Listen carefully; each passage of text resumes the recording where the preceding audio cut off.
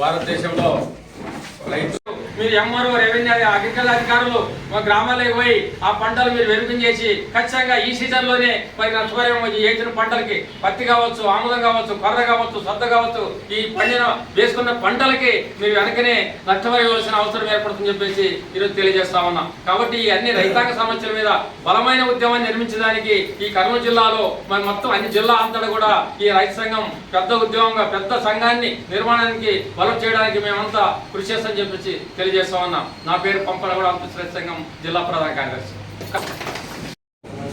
భారతదేశం మొత్తంగా రైతుల ఆత్మహత్యలు, రైతులకు గిట్టుబాటు ధరలు లేక మరి వ్యవసాయం అనేది సంక్షోభంలో పడింది. మరి ఈ వ్యవసాయం అనేది కార్పొరేట్ శక్తులకు పోకుండా మరి రైతుల్ని వ్యవసాయాన్ని సంరక్షించే విధంగా ఆల్ ఇండియా కిసాన్ సభ ఆంధ్రప్రదేశ్ రైతు సంఘం ఆధ్వర్యంలో మరి మన కర్నూలు జిల్లాలో కూడా జిల్లా వ్యాప్తంగా మరి అన్ని గ్రామాల్లో రైతు సంఘాలు ఏర్పాటు చేసి భవిష్యత్తు రైతు ఉద్యమాల్ని మరి నిర్వహిస్తామని చెప్పేసి ఈరోజు తెలియజేస్తా ఉన్నాం. మరి ఈరోజు ఎన్ని ప్రభుత్వాలు మారినా కేంద్రంలో కానీ రాష్ట్రంలో కానీ రైతులు తలాతులు మారలే. మరి రైతుల యొక్క పరిస్థితి చాలా అధ్వానంగా ఉండాలి.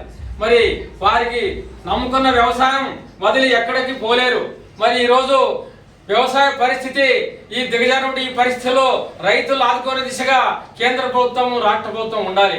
ఆ రకంగా మరి ఈ రోజు వరకు కూడా దశాబ్దాలు మారినా మరి స్వాతంత్రం వచ్చి 77 సంవత్సరాలు అయినా కూడా మనకి ఈ రైతులకి న్యాయం జరగడంలే. మరి ఈరోజు బ్యాంకులు అప్పులు ఇస్తాం అంటున్నారు. మరి వ్యవసాయం సరైనటువంటి గిట్టుబాటు ధరలు కలిసి అని చెప్పేసి కేంద్ర ప్రభుత్వ రాష్ట్ర ప్రభుత్వాలు అబద్ధాలు చెప్తాయి కానీ వాస్తవానికి అవి ఆచరణలో సాధ్యం కాదు. మరి గత ప్రభుత్వం గతంలో మరి నరేంద్ర మోడీ గారు వ్యవసాయ చట్టాలని తీసుకొచ్చి రైతుల మీద రుద్దాలని చేస్తే ఆ రోజు దేశవ్యాప్తంగా కూడా రైతులు ఉద్యమించి ఆ వ్యవసాయ చట్టాలని వెనక్కి తెచ్చుకోవడం జరిగింది. మళ్ళా ఆ వ్యవసాయ చట్టాలు పోకూడదని చెప్పేసి మేము ఆంధ్రప్రదేశ్ రైతు సంఘాలుగా మేము హెచ్చరిస్తా ఉన్నాం.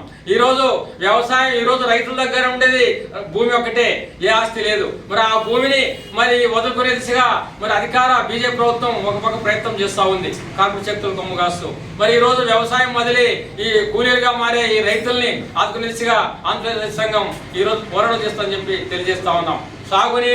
త్రాగునీరు ప్రాజెక్టులు జిల్లాలో గుండ్రేవుల, అదేవిధంగా మరి అందిరిమీవ పంట కాలువ నిర్మాణం ఈ రోజు వరకు కూడా గ్రామ స్థాయికి పోలే.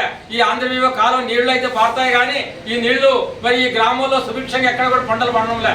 చిన్న పంట కాలువల గ్రామాలకి పంట కాలువ నిర్మాణం పూర్తి కాలే. ఆ నీళ్లు వస్తే 6 నెలలు పారిపోతే ఎక్కడ పోతాయి అక్కడ తెలియదు. మరి అందిరిమీవ కాలం వచ్చిన తర్వాత ఈ ప్రాంతంలో సుభిక్షంగా రైతులు పంటలు పండించాలి కదా. మరి ఆ గ్రామంలో ఎంత పండిస్తారని చెప్పేసి మరి లెక్కదాకలు ఏమైనా ఉందా? నీరు వదిలి గ్రామంలో చాలా గ్రామాలకు తాగునీరు ఇబ్బంది ఉంది ఎండాకాలం వస్తే. అందుకే మేము రైతు సంఘం డిమాండ్ చేసేది ఒకటే, అందిరిమీవ కాలం పూర్తి నిర్మాణం చేపట్టాలి. ఎక్కడైతే పంట కాలువలు చిన్న కాలువలు ఉన్నాయో పూర్తి చేయాలి. ఆ కాలువల ద్వారా గ్రామానికి సాగునీరు పుష్కలంగా అందించి రైతుల్ని ఆదుకోవాలని చెప్పేసి డిమాండ్ చేస్తా ఉన్నాం. మరి అదేవిధంగా ఈ జిల్లాలో మరి Gundrevula project, RDS project, Vedol project, ఈ ప్రాజెక్టుల మీదకి ఇప్పుడున్న ప్రభుత్వం నూతనంగా ఏర్పడినటువంటి తెలుగుదేశం ప్రభుత్వం జనసేన కూటమి వెనకనే స్పాట్ నిధులు కేటాయించి ఆ రకంగా మీరు ఆ ప్రాజెక్టు పూర్తి చేయాలని చెప్పేసి డిమాండ్ చేస్తా ఉన్నాం. మరి నిర్లక్ష్యం చేస్తే మాకు ఉద్యమం తప్పదు, ఉద్యమం చేసే అవసరం ఏర్పడుతుందని చెప్పేసి హెచ్చరిస్తా ఉన్నాం. కాబట్టి రైతులను ఆదుకునే దిశగా మరి కేంద్ర ప్రభుత్వం రాష్ట్ర ప్రభుత్వం రావాలని చెప్పేసి రైతులకు అండగాలని చెప్పేసి మేము ఈరోజు డిమాండ్ చేస్తా ఉన్నాం. మరి ఈరోజు రైతులకి ప్రతి సంవత్సరం 2 లక్షలు రుణమాఫీ చేయాలని చెప్పేసి మరి పక్కనే తెలంగాణ రాష్ట్రం రైతులకి 2 లక్షలు మాఫీ చేసింది. అదేవిధంగా ఈ కేంద్ర ప్రభుత్వం రాష్ట్ర ప్రభుత్వం కూడా రైతులందరికీ 2 లక్షల రుణమాఫీ చేయాలి. అదేవిధంగా రైతు భరోసా మరి కేంద్ర ప్రభుత్వమే 6,000 ఇస్తున్నారు. అదేవిధంగా మరి రాష్ట్ర ప్రభుత్వం అయితే 20,000 ఇస్తామని చెప్పి చెప్పడం జరిగింది. కానీ అది కూడా తక్కువే. పక్క రాష్ట్రం మరి ఎకరాకి 15,000 ఇస్తే మీరు కూడా ఆ ఎకరాకి 15,000 ఇవ్వాలని చెప్పేసి మేము డిమాండ్ చేస్తా ఉన్నాం. ఈ రైతు భరోసా 20,000 కూడా ఈ ఖరీఫ్ సీజన్లో ఇవ్వాలి. ఇంతవరకు ప్రభుత్వం కొత్తగా ఏర్పడింది కాబట్టి మరి కొంత నిర్లక్ష్యం అయితే కావచ్చు కానీ ఈ ఖరీఫ్ సీజన్లోనే ఈ రైతులందరికీ మీరు 20,000 పెట్టుబడి సాయం ఇచ్చేదైనా ఇవ్వాలని చెప్పేసి ఆంధ్రప్రదేశ్ రైతు సంఘం మేము డిమాండ్ చేస్తా ఉన్నాం. కాబట్టి ఈ రైతాంగ సమస్యల మీద మీరు సత్వరమే మీరు అమలుకు ముందుకు ప్రాధాన్యం ఇవ్వాలని చెప్పేసి మీరు ఈ రోజు కేంద్ర ప్రభుత్వాలకి ఈ రోజు వినవిస్తాం.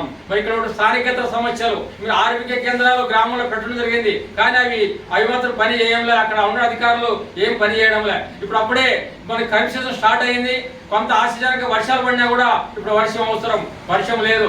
మరి ఇప్పుడున్న పంట చాలా మంది రైతులను పండించిన పంట గిట్టుబాటు ధర లేక మళ్ళీ అలాంటి అనేక సమస్యలపైన నేనైతే కొత్తగా వైఎస్ రాజశేఖర రెడ్డి ఏదో వాళ్ళ కొడుకని మనం గెలిపించుకుంటే ఆయన చేసింది ఏం లేదు.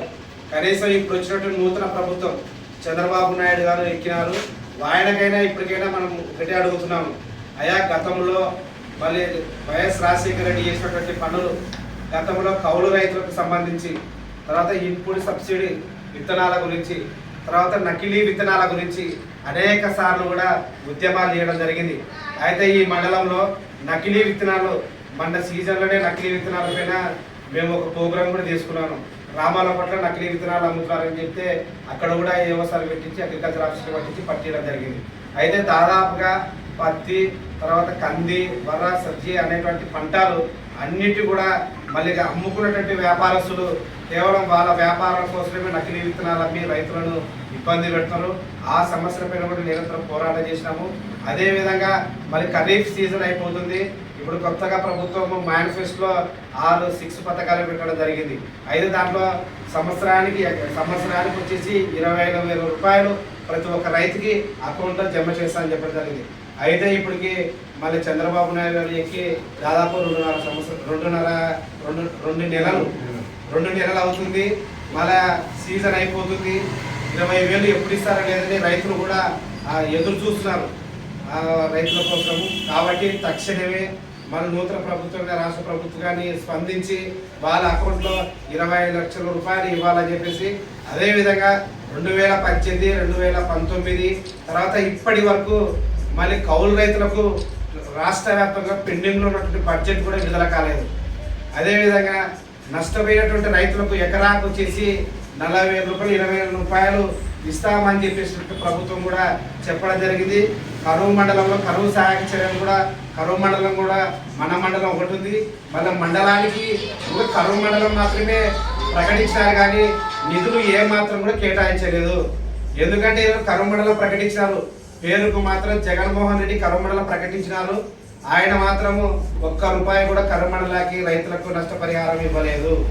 కేవలం కొన్ని మండలాలకు ఇచ్చారు, కొన్ని మండలాలకు ఇవ్వలేదు. కాబట్టి ఇప్పటికైనా ఈ రాష్ట్ర ప్రభుత్వం ఆలోచించి కరువు మండలాలకు ప్రకటించినటువంటి గ్రామాలు కానీ రైతులు కానీ మళ్ళీ కరువు మండలం ప్రకటించినటువంటి వాళ్ళకు ప్రత్యేకంగా ప్యాకేజీ కేటాయించి వాళ్ళ రైతులకు నష్టపోయినటువంటి రైతులకు డబ్బులు చెల్లించే దిశగా ముందు ఇవ్వాలని చెప్పేసి మేము రైతు సంఘంగా డిమాండ్ చేస్తున్నాం. కాబట్టి తక్షణమే ఈ రైతు సంఘం నూతనంగా ఎన్నుకోబోయేటువంటి రైతు కమిటీని మరింత బలోపేతం చేయాలా. కేవలం ఈరోజు మనం రైతు కమిటీ ఎన్నుకొని మేము లీడర్లమని కాదు, గ్రామాలకు తిరగాల, రైతుల కోసం పనిచేయాలా. రైతులు ఎక్కడ కష్టం వచ్చినా ఎక్కడ ఇబ్బంది వచ్చినా నాగిలు పట్టుకొని మనం ఉద్యమం చేయడం ద్వారా మనం హక్కుల కోసం మనం పోరాడే తప్ప వేరే నాయకులు, రాజకీయ నాయకులు వాళ్ళ స్వార్థాల కోసం ఎలక్షన్లకు వచ్చి ఓటేని అడిగిపోతారు.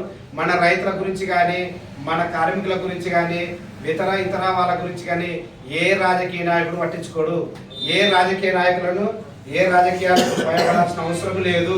మనది రైతు సంఘం, రైతుల కోసం పనిచేద్దాం, రైతుల కోసం కష్టపడదాం. మనకి రాజకీయాలకు అతీతంగా మనం పోరాడదాము. ఈరోజు అనేక గ్రామాల్లో మన రెడ్డి గారిలో పెత్తందారులు ఎక్కువ. మళ్ళీ ఇప్పుడు రెడ్డి గారి పెత్తందారులు ఇప్పుడు టీడీపీ వాళ్ళు వచ్చినారు. రైతు సంఘం కమిటీ ఎన్నుకున్నాము. గ్రామాల్లో ప్రాయబంధులు జెండా లేకపోయినావు, ఆ జెండా ఈ జెండా పెడుతున్నారని భయించే వాళ్ళు కూడా ఉంటారు నాయకులు. అలాంటి వాళ్ళను కూడా మనం భయపడాల్సిన అవసరం లేదు. మనం ఎందుకోసం, మన పొట్టపొడు కోసం, మన కడుపు నిండడం కోసం, మన రైతు కోసం మనం పోరాడుతున్నాం. మన ఇంటి కోసం కాదు, మన స్వార్థం కోసం కాదు పోరాడుతున్నది, రైతుల కోసం, అందరి ప్రజల శ్రేయస్సు కోసమే మనం ఉద్యమం చేస్తున్నాము. అందరి ప్రజల కోసమే మనం కష్టపడి పనిచేస్తాము. రైతుల గురించి పోరాడదాం. ఏ రైతుకి ఇబ్బంది వచ్చినా మన అందరం ఉండి పోరాడితే ఆ పని సాధించుకోగలుగుతాం. మన రైతుకి ఇబ్బంది వచ్చినప్పుడు మనం పోకపోతే అది మన స్వార్థం అవుతుంది. కాబట్టి ఒక రైతుతోనే ఉద్యమం స్టార్ట్ అవుతుంది. 10 మంది చేయి కలిపితే 10 మంది దాతలు అయితే అన్నదాతలు అవుతాం. కాబట్టి ప్రతి ఒక్కరు కూడా గ్రామాల్లో రైతు సంఘ నిర్మాణం ఏర్పాటు చేసుకొని రైతు సంఘంతో పాటు అన్ని కమిటీలను ఫుల్ఫిల్గా చేసుకొని ప్రతి గ్రామంలో శాఖని రైతు సంఘం కమిటీని సభ్యత్వము మన రుసుము కూడా చెల్లించి జిల్లా కమిటీకి రాష్ట్ర కమిటీ కూడా మనకు ప్రత్యేకంగా ఆహ్వానం ఉంటుంది. వాటి ద్వారా మనం పోరాడడానికి కూడా ముందుంటుంది దిశగా రైతుల కోసం పోరాడదాము.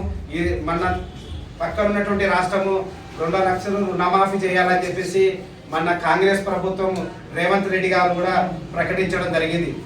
అయితే మనం కూడా ఈ ప్రభుత్వాన్ని కూడా అడుగుదాం, మన రాష్ట్రంలో కూడా 2 లక్షలు రుణమాఫీ చేయాలని చెప్పేసి మనం కూడా రైతు సంఘం తరఫున పోరాడదాము. కష్టపడి ఉద్యమం చేస్తాము.